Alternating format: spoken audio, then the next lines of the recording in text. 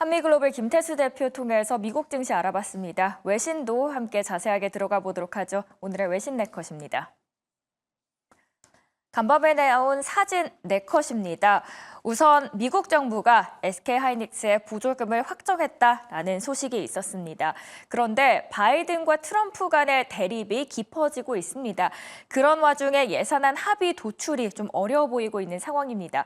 과연 셧다운까지 가는 걸까요? 이 부분 한번 짚어드리도록 하겠고요. 앞서서 한미글로벌 김태수 대표께서 마이크론 실적 언급을 살짝 해주셨는데 이 부분 조금 더 외신에서는 어떤 관점에서 바라보고 있는지 들어가 보도록 하겠고요. 마지막으로 테슬라 소식, 로보택시에 대한 출시가 앞당겨질 수 있을까요? 함께 보도록 하겠습니다.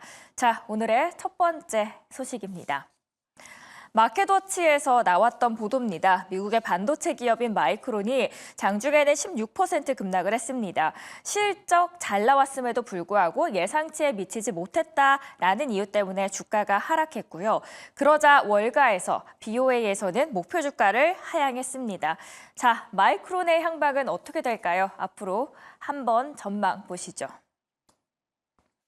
AI 칩에 대한 수요가 급증하고 있음에도 불구하고 이번 분기에 대한 예상보다 약한 가이던스로 인해서 마이크론 주식이 장중에는 17% 이상 급락했습니다. 엔비디아를 주요 고객사로 삼고 있는 이 메모리 칩 제조업체는 이번 분기에 77억 달러에서 81억 달러의 매출을 예상한다라고 수요일에 밝혔습니다. 기존보다는 늘어난 거죠. 블룸버그 컨센서스 추정치만 보더라도 이 회사가 90억 달러의 매출을 올릴 것으로 예상 중입니다. 그럼에도 불구하고 주가가 내려간 이유를 살펴보니 월가에서는 AI 지능에 사용되는 반도체 판매는 빠르게 성장하는 반면에 전통적인 칩 판매에 있어서 부진한 칩 산업 전반의 추세를 걱정하고 있었습니다. 이를 반영하듯 투자은행 뱅크 오브 아메리카에서는 주가를 매수해서 중립으로 하향 조정한 겁니다. AI용 메모리 칩 판매로 인한 마이크론의 매출 증가가 개인용 컴퓨터와 스마트폰에 사용되는 메모리 칩의 수요 약세로 인한 압박을 상쇄하기에는 충분하지 않다라는 근거입니다. 결국 위에서 말씀드린 거와 동일한 내용이죠. JP모건, TD 코엔 등 투자 회사 애널리스트들도 목표 주가를 낮췄지만 여전히 매수 등급만큼은 유지했습니다. 한편 데이터 센터 매출이 1분기에 처음으로 회사 전체 매출의 50% 이상으로 성장했습니다. 엔비디아의 블랙웰 수요는 내년에 급증할 것으로 예상되는 만큼 앞으로의 매출 증가가 더욱 기대된다는 월가의 시각도 여전합니다. PC 시장의 수요 약세가 예상보다 오래 걸리고 있지만 엔비디아의 GPU와 같은 AI 칩에 사용되는 AI 시장 기회가 급증하고 있다는 측면에서 바라본 겁니다. 오늘 마이크론 실적 어제에 이어서 오늘 알려드렸고요. 두 번째 소식도 전해드리겠습니다. 두 번째 소식은 ABC 뉴스에서 가져왔습니다. 미국의 셧다운이 임박한 걸까요? 트럼프 개입으로 인해서 치킨 게임 양상이 깊어지고 있습니다. 기존의 예산안이 만료되고 있는 시점에서 제대로 처리가 이뤄지지 않고 있다는 점, 그리고 두 번째로는 이런 소식에도 불구하고 지금 바이든 정부에서는 SK하이닉스의 보조금을 더 지원하겠다라는 확정 소식이 나왔습니다. 국내 시장과의 그 연결고리 찾아보도록 하겠습니다. 미국 연방정부 운영을 위한 예산안 만료가 하루 앞으로 다가왔습니다. 하지만 미 의회는 좀처럼 새로운 예산안을 처리하지 못하고 있습니다. 공화당과 민주당 지도부는 이틀 전 가까스로 합의안을 도출했지만 갑자기 도널드 트럼프 대통령 당선인이 제동을 걸면서 협상이 원점으로 돌아간 상황입니다. 민주당은 트럼프 당선인이 사실상 연방정부 셧다운을 지시했기에 후과를 책임져야 한다라고 반발 중입니다. 한편 공화당 내에서는 섣부른 합의보다 셧다운이 낫다라는 주장도 나오는데요.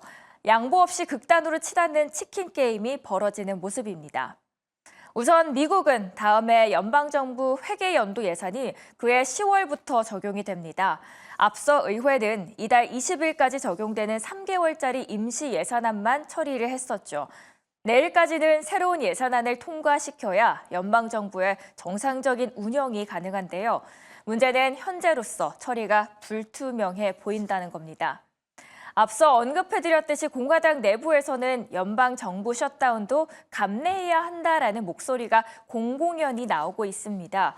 낸시 메이스 하원 의원 역시 셧다운하라라는 현 시점에서 계획이 없다면 9월 임시 예산은 버리고 1월 20일에 다시 시작하자라는 입장입니다. 과거를 제가 그래서 찾아보니 마지막 셧다운이 있었던 지난 2018년과 2019년 한 달 넘게 셧다운이 이뤄졌고 약 80만 명의 연방정부 공무원들이 2번에 걸쳐서 월급을 받지 못했던 역사가 있었습니다. 그리고 미국 의회 예산국은 정부 폐쇄로 인해서 경제적인 비용이 약 30억 달러가 들었다라는 측면입니다. 한편 바이든과 트럼프의 대립이 깊어지고 있는 와중 속에서도 미국 정부가 이번에 한국 기업인 SK하이닉스에 6,600억 원의 보조금을 최종 계약 확정했습니다. 기존보다도 더욱더 늘어난 금액인데요. 바이든과 트럼프의 대립이 깊어지고 있는 이 길 속에서 앞으로 이 향방도 지켜보시는 게 좋겠습니다. 자, 마지막 기사는 테슬라입니다. 테슬라 트럼프 당선 이후에 쭉쭉 고공행진하고 있었던 주가 중 하나죠. 테슬라 이제 곧 로보택시를 출시하게 되는 걸까요? 이번에 텍사스에서 출시 준비를 하고 있다라는 보도가 나왔습니다. 텍사스는 공화당과 밀접한 지역인 만큼 앞으로 그 줄기가 쭉쭉 더 뻗어날 수 있다라는 가능성도 나옵니다. 마지막 기사도 함께 보시죠. 테슬라가 넥사스주에서 완전 자율주행 로보택시를 출시하기 위해서 시 당국과 초기 협의를 진행 중입니다. 블룸버그에서는 테슬라 직원이 오스틴시의 자율주행차 태스크포스 TF와 지난 5월부터 소통해온 사실을 확인했다라고 보도를 했습니다. 이 TF는 그동안 구글, 웨이모, 아마존 죽스 등 오스틴시에서 테스트를 진행 중인 여러 자율주행차 회사와 협력을 해왔습니다. 테슬라는 아직 공공도로에서는 테스트를 시작하지 않았습니다. 오스틴에 있는 테슬라 제조공장 기가팩토리 부지 내에서만 테스트를 진행 중인 것으로 확인이 되고 있는데요. 오스틴에서의 이런 움직임은 일론 머스크가 새 정부의 자문기구인 정부 효율부 도지수장으로 지명돼 대대적인 규제 완화를 추진하는 가운데 나온 것이라고 블룸버그에서는 짚어줬습니다. 머스크는 지난 10월 23일입니다. 실적 발표 컨퍼런스에서는 내년에는 캘리포니아와 텍사스에서 대중에게 출시할 것이라고 말했는데요. 오스틴을 비롯해 텍사스는 정치적으로 공화당의 텃밭으로 분류되는 지역으로 텍사스의 여러 정치인은 머스크를 지지하는 입장을 줄곧 표명해왔던 곳인 만큼 앞으로의 절차가 조금 더 수월하지 않을까 싶습니다. 이렇게 간밤에 나왔던 외신들 짧게 정리를 해드렸습니다. 국내 증시와의 그 연결고리 찾으러 가시죠. 바로자산운용의 윤정식 상무 연결되어 있습니다. 상무님 안녕하세요. 네, 안녕하세요. 네, 어제에 이어서 오늘도 마이크론 소식 여쭤보도록 하겠습니다. 마이크론 장중에 16%, 17%까지도 급락을 했습니다. 사실 실적은 그렇게 나쁘게 나오진 않았습니다. 그럼에도 불구하고 기대에 못 미쳤다라는 이유 때문인데요. 앞으로의 반도체 향방 그리고 엔비디아와의 그 연결고리 어떻게 보십니까?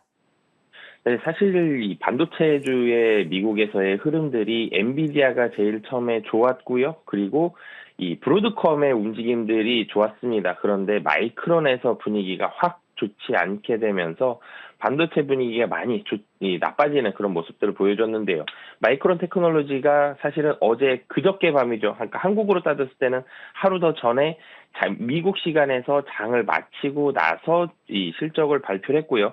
그 실적이 이제 어제 밤에 간밤에 마이크론 테크놀로지의 주가에 반영이 됐는데 한국 같은 경우는 어제 SK 하이닉스와 삼성전자 주가 움직임 좋지 않았었죠.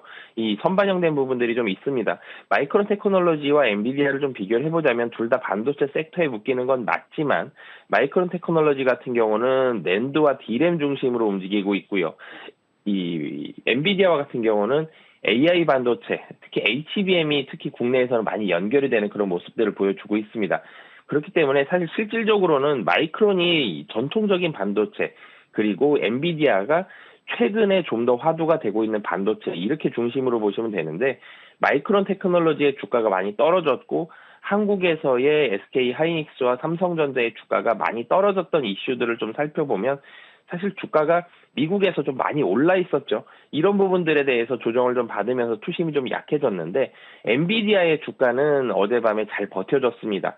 이런 부분들을 본다라면 물론 마이크론 테크놀로지의 실적 전망치가 좋지 않았습니다.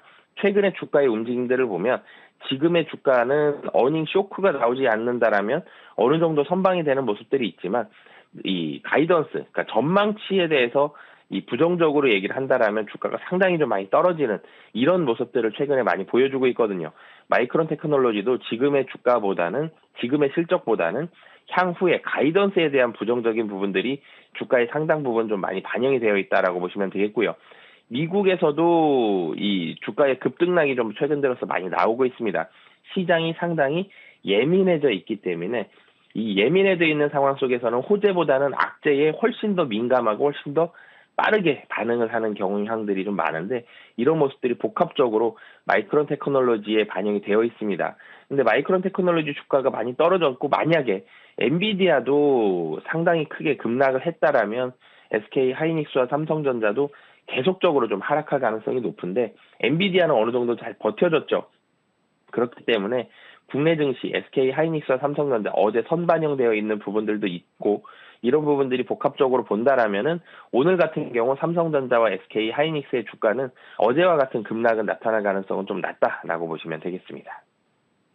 마이크론 데이터 센터 매출이 점점 더 늘어나고 있습니다. 그런 측면에서 엔비디아 오늘 실적이 그래도 잘 나왔고 1% 이상 주가가 상승했다라는 측면에서는 그래도 향방 긍정적으로 봐도 될 것 같습니다.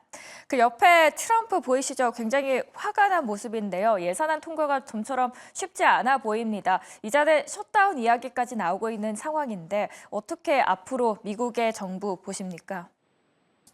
네, 셧다운 얘기가 이 연말에 나오는 경우들이 종종 있었습니다. 셧다운 얘기는 많이 나왔고 사실 실질적으로는 2018년에 셧다운이 됐었죠.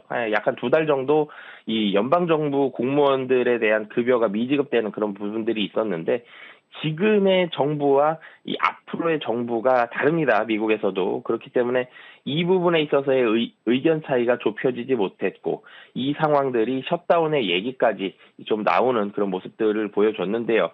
셧다운이 임박했다라는 점. 그러니까 물론 셧다운이 나오게 되면 미국 자체에서도 부정적입니다. 연방정부 공무원들이 급여가 미지급된다. 뭐 연방정부에서 하는 이런 정책들에 대한 결정들이 상당히 좀 늦어지게 되겠죠. 그러면서 미국 행정부에 대한 움직임들이 굉장히 더디게 나갈 가능성이 높습니다. 이런 부분들이 우려감으로 작용하면서 주가에 부정적으로 작용할 수 있는데요. 사실 셧다운이 발생한다 하더라도 상당히 빠른 속도로 해결은 될 텐데 빠른 속도로 해결이 되는 와중에서도 지금은 시장이 좀 부정적이다라고 말씀을 드렸죠. 그렇기 때문에 이런 부분들도 주가에 좀 반영이 될 수 있다는 점은 염두에 두셔야 될 것 같고요. 이 반도체에 대해서는 이 보조금, 뭐 SK 하이닉스 얘기가 나왔었는데 이 부분보다는 마이크론과 브로드컴의 주가 움직임, 그러니까 마이크론은 주가가 좀 진정이 돼야 될 것 같고요. 브로드컴이 재상승한다 라면은 반도체에 대한 움직임들은 좀 긍정적일 수 있는데 우선은 간밤 같은 경우 엔비디아 실적이 긍정적이었기 때문에 국내에서 어느 정도 수습은 좀 될 가능성이 높다라고 보시면 되겠습니다. SK 하이닉스의 보조금 소식까지 연결해서 말씀을 해주셨습니다. 마지막으로 테슬라 이야기입니다. 로보택시, 이제 텍사스주 완전 자율주행 로보택시를 출시하기 위해서 점점 더 진행을 하고 있다라는 보도가 나오고 있습니다. 또 텍사스는 공화당의 텃밭으로도 유명한데요. 앞으로의 진전 어떻게 보시나요? 네, 텍사스, 그중에서도 어스틴이 이 테슬라의 공장도 있고요. 공화당의 텃밭이고요. 여러모로 여기에서 로보택시 출시하기가 쉽죠. 정책적으로 우호적인 상황들, 로보택시 시범 운행부터 해서 여기서 가장 먼저 운행할 가능성이 굉장히 높은 그런 상황입니다. 이 앨런 머스크에 있어서는 가장 중요한 지역이고 가장 수월한 지역이기도 합니다. 무언가를 하기에. 그래서 여기에서 출시 가능성이 상당히 좀 높아지고 있고요. 최근 들어서 주가 움직임들 본다라면 테마주의 움직임이 굉장히 활발하죠. 테마주가 물론 리스크도 있습니다만 여기에 구글의 양자 컴퓨팅 그리고 테슬라의 로보택시 관련된 종목들이 상당히 좀 적극적으로 움직이고 있기 때문에 로보택시 관련주들 좀 중장기적으로 본다라면 분명히 우호적인 상황은 맞습니다만 당분간 이 로보택시 관련된 종목들은 테마주 성격으로서 좀 급등락 가능성이 있기 때문에 좀 단기적인 매매보다는 좀 짧은 매매가 좀 유효하다라고 보여집니다. 급등락 전망에 대해서까지 참고하시면서 투자하시는 게 좋겠습니다. 지금까지 바로자산운용의 윤정식 상무와 이야기 나눠봤습니다. 방금 전에 외신에서 마이크론과 그리고 테슬라 실적에 대해서 언급드렸는데요. 구체적으로 특징주로 만나보도록 하겠습니다. 김기은 아나운서입니다.